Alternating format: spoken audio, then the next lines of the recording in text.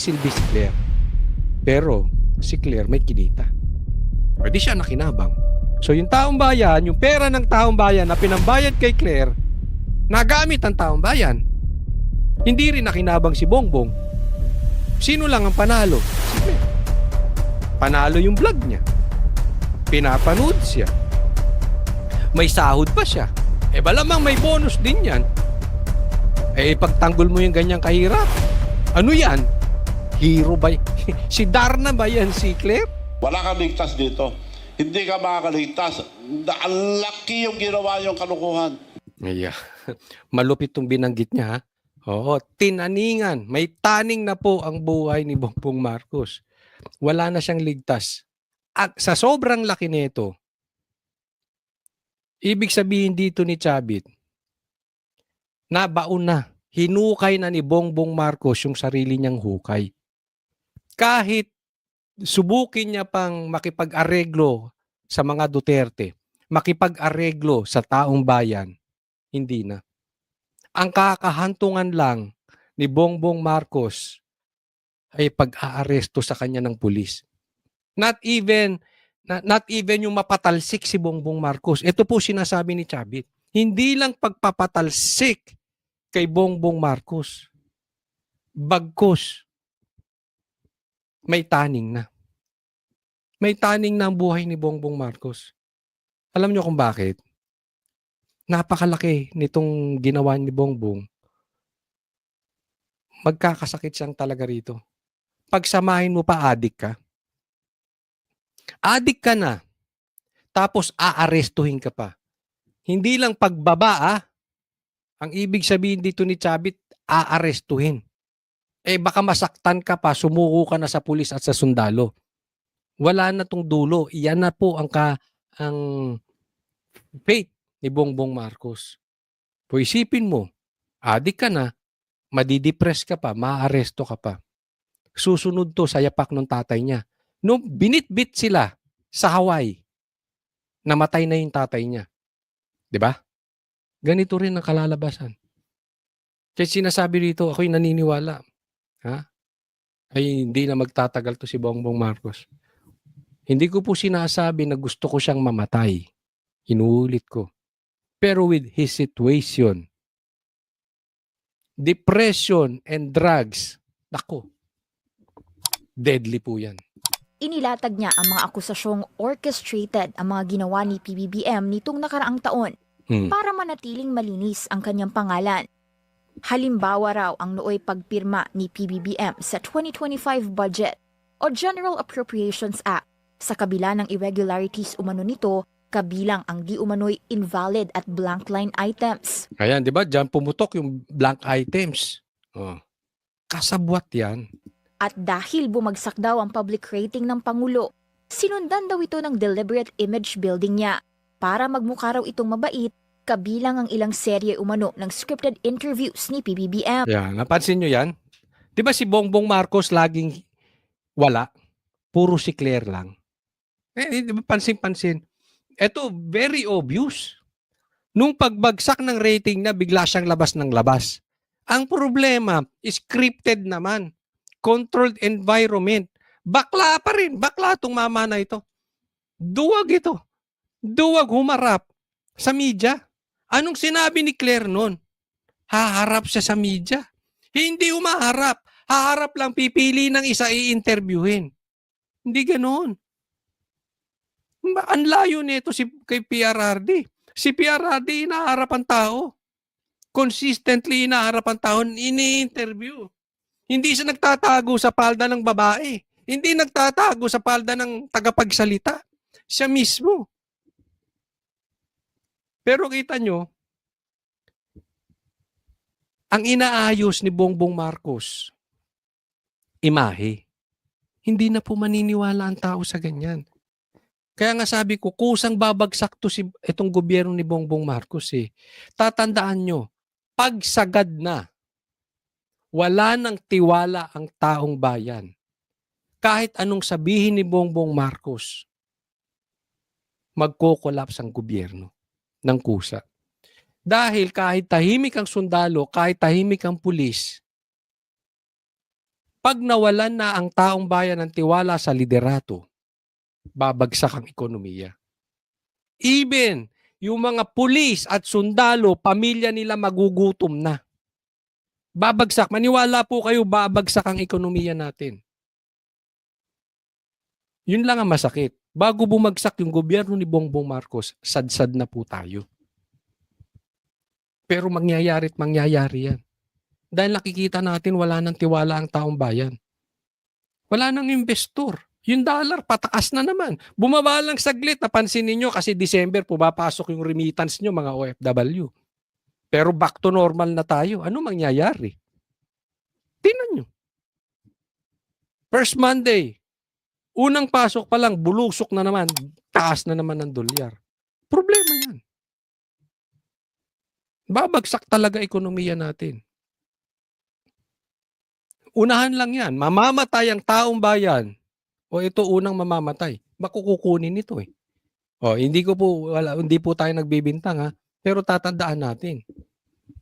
Makapangyarihan din ng Panginoon. Hindi niya na mahahayaang maubos ang Pilipino dahil sa pagnanakaw ng mga animal na to. Si Singson, na dating presidential friend at advisor, tila inilaglag ang Pangulo dahil noong 2024 SONA raw nito, ifinlex nito ang 5,500 flood control projects ng administrasyon at kalaunay ibinintang sa climate change at improper waste disposal ang pagbaha sa iba't ibang bahagi ng bansa. Pero nang pumutok daw ang flood control scandal sa 2025, hindi naman daw idinawit ni PBBM ang di umano'y tunay na sangkot. Binanggit Ito sinasabi ni Chavit, no? Pinagmalaki niya yung flood control. Tapos, nung siningil siya ng nature, ng bagyo, nagbaha, yung punot dulo ng problema na si Tambaluslos, yung kanyang pinsan, hindi naman niya kinastigo. Hindi naghahanap talaga ng solusyon si Bongbong Marcos. Or hindi niya talaga mahanap ang solusyon kasi kasabwat siya. Anong punto ko rito, mga kababayan? Yung sinasabi kong pagbagsak ng tiwala.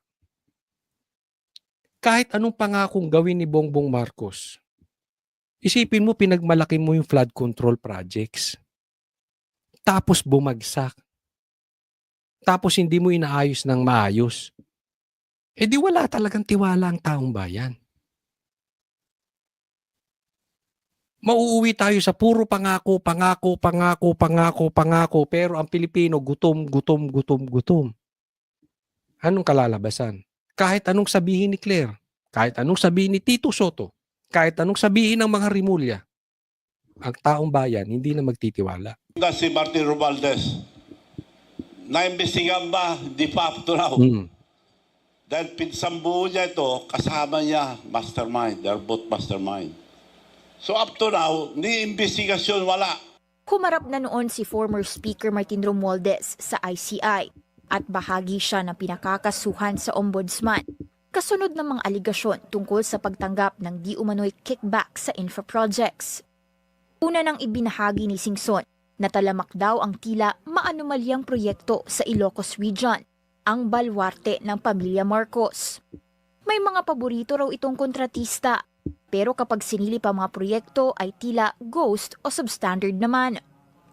Hindi lang si PBBM ang inatake ni Singson. Si Palace Press Officer at Secretary Eric Castro, dati na raw attack dog ng Pangulo, pero kalaunay inappoint naman bilang USEC. After 13 days lang, yung last na banat niya kay BBM, after 13 days, Claire Castro was appointed USEC of the Presidential Commission Communication Office with a budget of 2.4 billion. Nagbago na. Attack dog pa rin, pero tuta na ni Marcos. Yan. Ay, nako. Si Claire, alam mo, si Claire, siya lang ang nakikinabang. Kasi yung banat ni Claire is not really effective. Lalo pong nasira, sa totoo lang, lalong nasira si Bongbong Marcos. Lumabas po si Bongbong Marcos na duwag. Tapos, anong meron kay Bongbong kung hindi trolls? Kasi si Claire hindi naman umaarting USEC eh. Hindi rin siya umaarting abogado. Ang arte niya, troll. So, in short, nakikita nyo ba? Kasi kung effective ang pagtatanggol ni Claire kay Bongbong Marcos, hindi lalagapak ang trust rating ni Bongbong. Lagapak pa rin.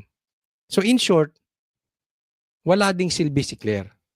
Pero si Claire may kinita. Pwede siya nakinabang. So yung taong bayan, yung pera ng taong bayan na pinambayad kay Claire, nagamit ang taong bayan. Hindi rin nakinabang si Bongbong. Sino lang ang panalo? Si Claire. Panalo yung vlog niya. Pinapanood siya. May sahod pa siya. Malamang may bonus din yan. Pagtanggol mo yung ganyang kahirap. Ano yan? Hero ba? Si Darna ba yan si Claire? Para ipagtanggol niya yung ganyang kahirap ng libre? Ng maliit lang ang bayad? Wag na tayo. Sinong na? Yumaman. Siya lang. Agarang sagot ng Malacanang. Tila pinipilit na lang daw dumihan ng mga nagawa at plano ng Pangulo. Alam na raw ng taong bayan ang pagkakaiba ng isang totoong makabayan sa isang gusto lang iangat ang bansariling kapakanan. Hindi raw nagpapakabayani si PBBM ayon kay Castro at obligasyon nitong linisin ng gobyerno. Pero dahil marami na raw naaapektuhan sa aksyon ng Pangulo, tila may mga gumagawa na lang daw ng mga kwento para ibagsak siya. Yan ay matapos hindi makinabang at hindi mapagbigyan ng iilan sa kanila. Kaya raw pinipili ng mga ito manira. Una nang isiniwalat ni Singson ang pag-atras sa suporta sa Marcos administration sa kabila ng pagtulong nitong manalo si PBBM sa eleksyon. Tila kinalimutan na raw kasi siya ng Pangulo at hindi nabigyan ng director-level position ayon sa kanyang mga pahayag noong 2025. Tiniming ng dating gobernador ang kanyang mga paratang sa 2026 sa pagpatak ng 40 years matapos ang ouster ng ama ni PBBM na si Marcos Sr. noong 1986. Hihintayin daw ni Singson ang pag-aproba. Teka muna. Yung sinabi ni Singson, mamaya papaliwanag natin yung 40 years. Yung huling pagkakatanggal ng kanyang tatay ay may ibig sabihin, 40 years. Explain natin mamaya. Ha? Noong 1986. Hihintayin daw ni Singson ang pag-aproba ng palasyo tungkol sa hamon niya sa debate. Kasabay nito, balak din ng dating presidential friend ang pagkasa ng one-time big-time rally para ipanawagang labanan ng korupsyon at anyayahan ng ilang mga grupong dumalo. Para sa agenda. Yan, hinamon Hinamon ni... Dito pa ata yan.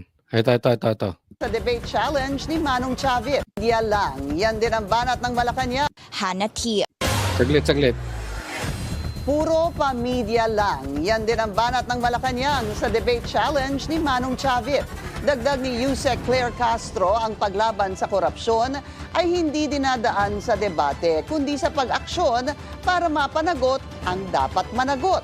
At yan daw ang ginagawa ng Pangulo ngayon. Sana rin daw noon sila naghamon ng debate nang aminin ni dating Pangulong Rodrigo Duterte na talamak ang ghost projects noong panahon niya, pero hindi naman naimbestigahan. Anak ng teteng talaga si Claire. Hinamo ni Chavit, eto si Bongbong Marcos ng debate. Anong sagot? Kasalanan na naman ni Duterte. Anak. Eto si Claire,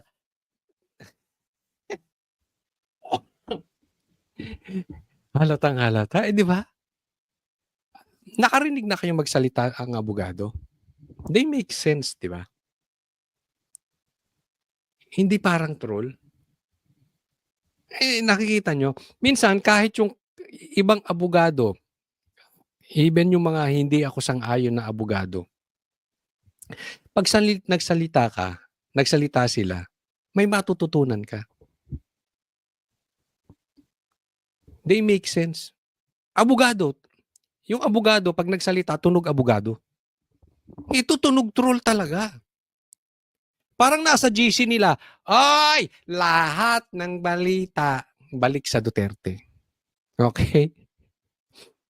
Kahit si Mr. Tubig, ituro nyo si Duterte. Ano ba yung tubig na yan? Yung tubig, yung water. Di ba ganyan ang kinalalabasan nitong animal na ito? Puro na lang Duterte, Duterte, Duterte. Di ba? Eh ako magdududa ha, kung siguro sila ay teenager.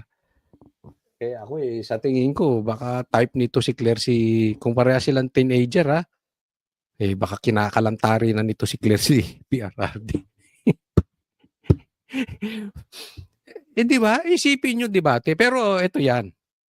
Si Bongbong Marcos, guaranteed, duwag yan. Duwag sa debate yan. Bobo eh. Hindi po tayo naninirang tao. Totoo to sinasabi ko, bobo si Bongbong Marcos. Bakit? Sunog ang utak. Dahil sa droga eh. Okay? Hindi natin iniinsulto yung mahihina ang utak. Pero si Bongbong kasi kasalanan niya. Durog ang utak eh. Sunog ang utak niyan si Bongbong Marcos. Kaya nga hindi nga makapag-create ng sentence yan ng binabasa eh. Hindi makapag-create yan ng sentence na may sense na hindi binabasa. Uutal-utal. Sunog ang utak eh. Kaya nga nabalita itong Venezuelan president si Maduro. Oo.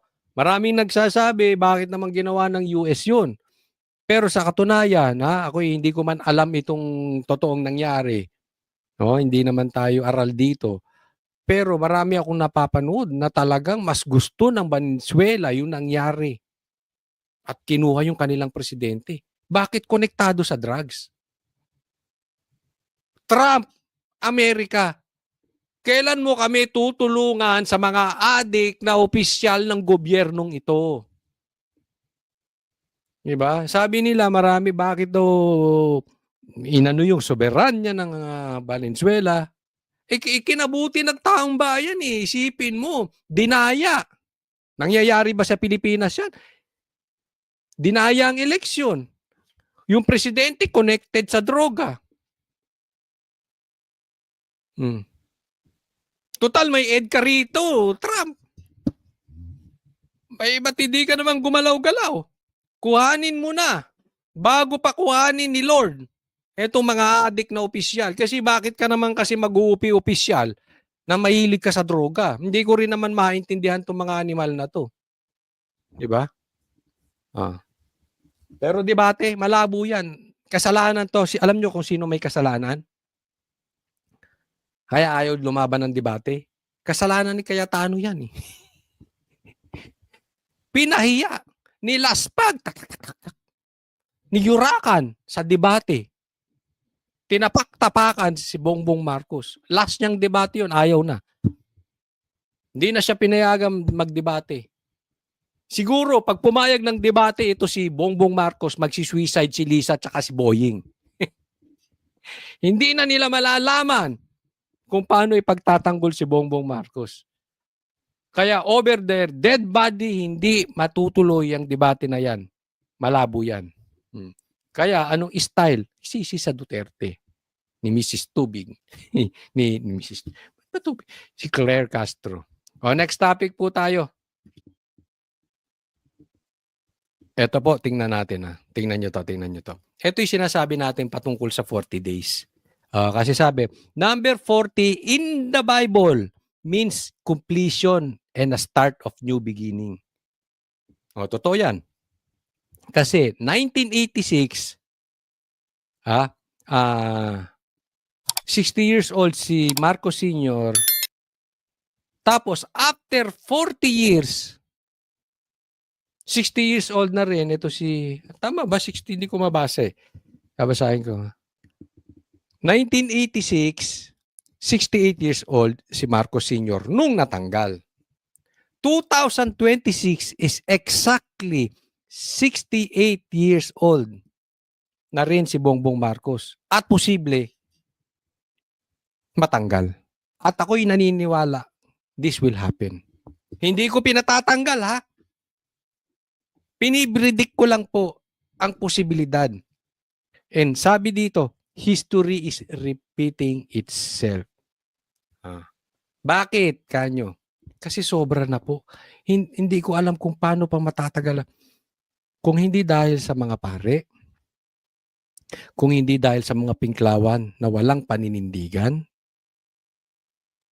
bagsak na po si Bongbong Marcos. Na posibleng ikatanggal niya.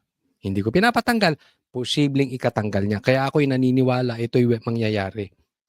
Pero saan pa ba pupunta? Doon na rin eh. Bakit hindi na maiwasan? Yung baho nito, nangangaliwasaw na.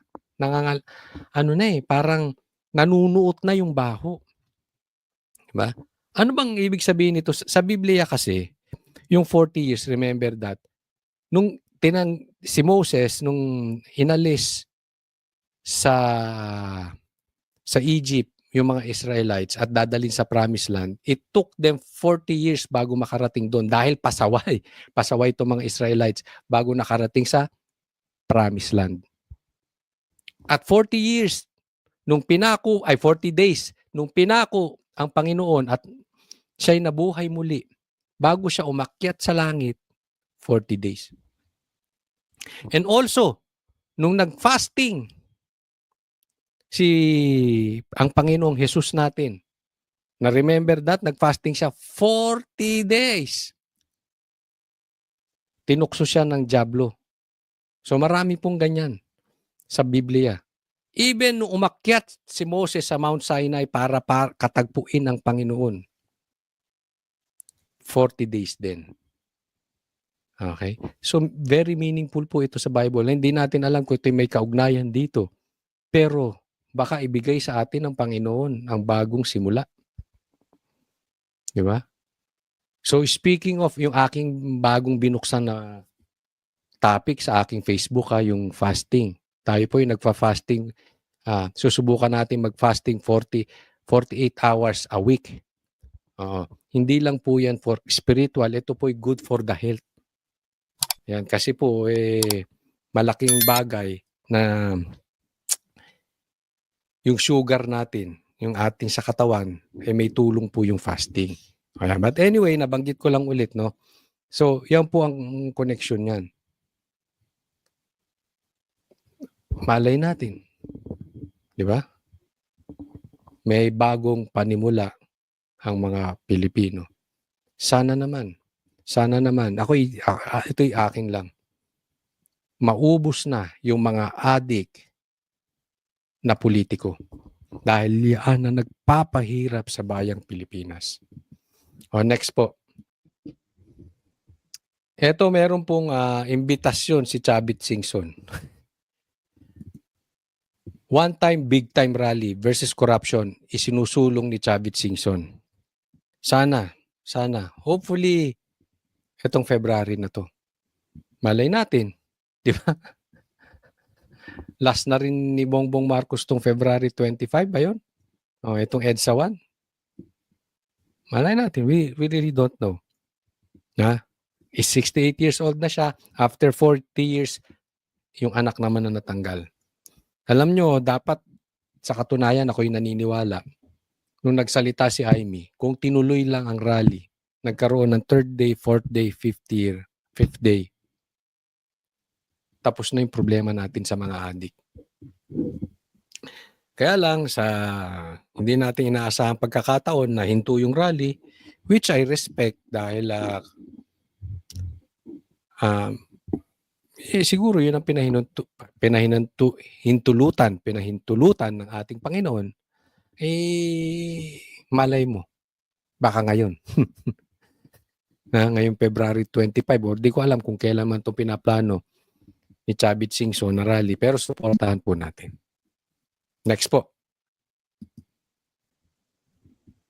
Eto, simulan po natin dito sa sitwasyon ni Bongbong Marcos. Lagi nating napag-uusapan yung confidential funds ni BP Sara. Ito, sa tingin ninyo, magkano ang confidential funds ni Bongbong Marcos?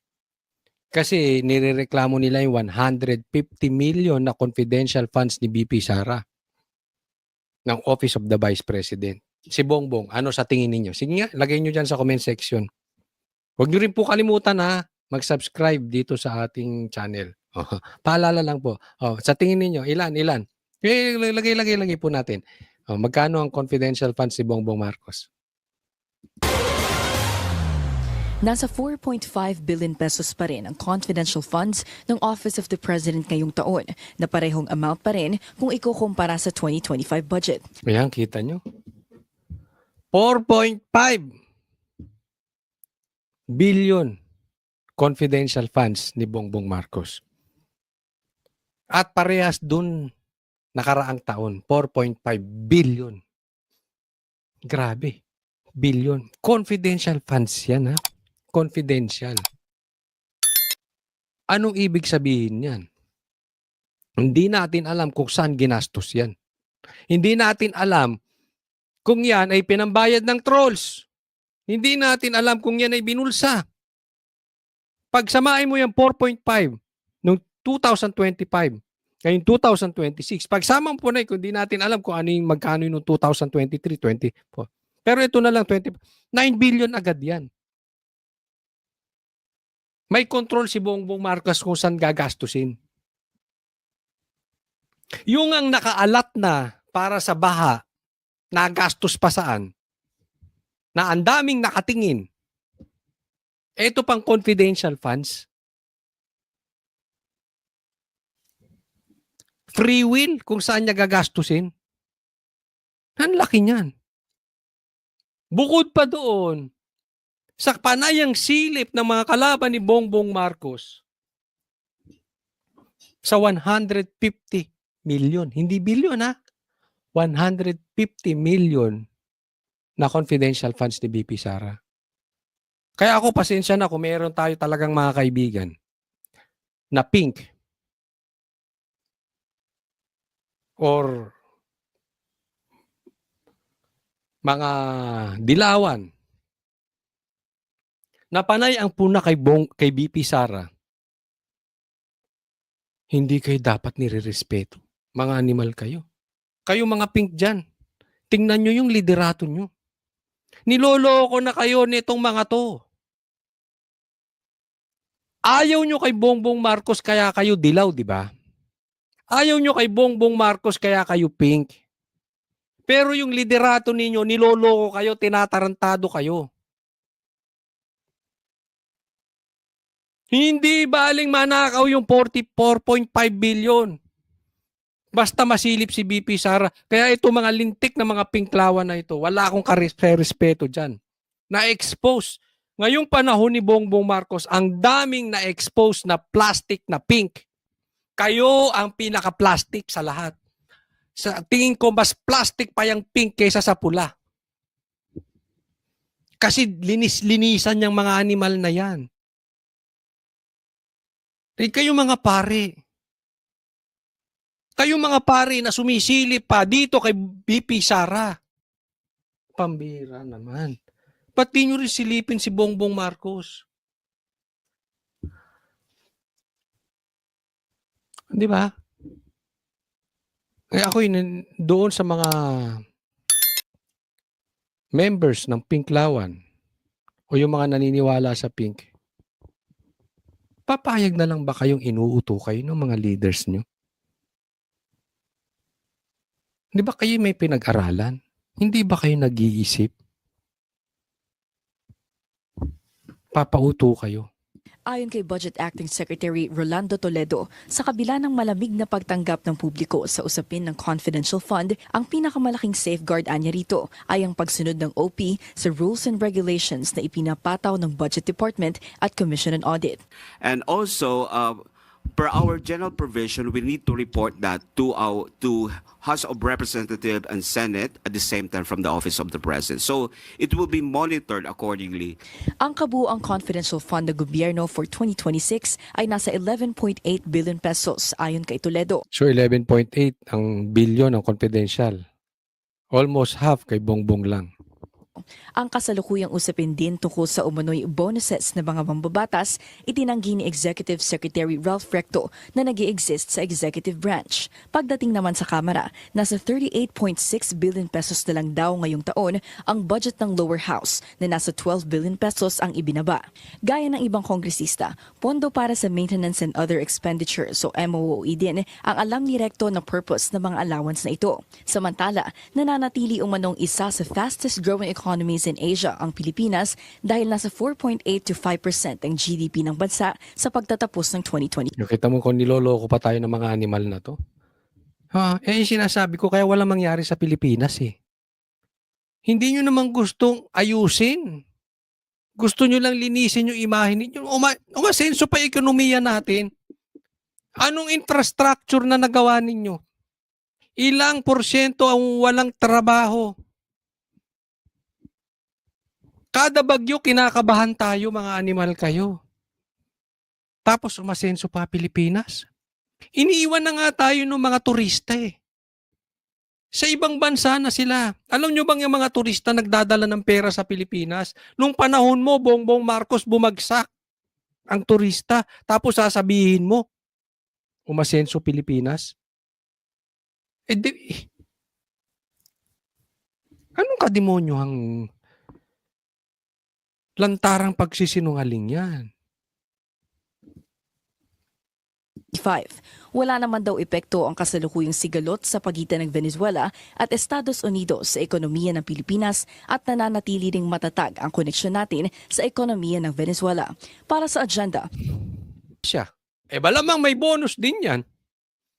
Pagtanggol mo yung ganyang kahirap. Ano yan? Hero ba? Si Darna ba yan? Si Claire?